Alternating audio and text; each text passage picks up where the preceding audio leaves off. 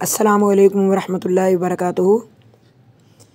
पर्दे के बारे में नबी सल्लल्लाहु अलैहि वसल्लम ने औरतों को बहुत ज़्यादा तकीद की है।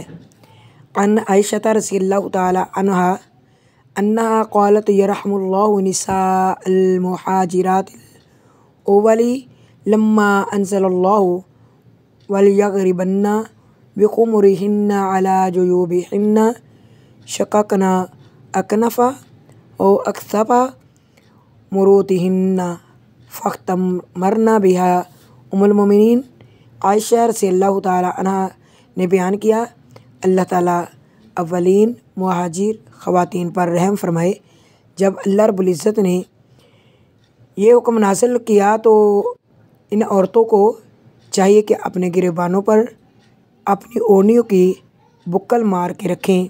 तो उन्होंने ऊन की मोटी मोटी चादरें फाड़ कर अपनी ओढ़नियाँ बना ली।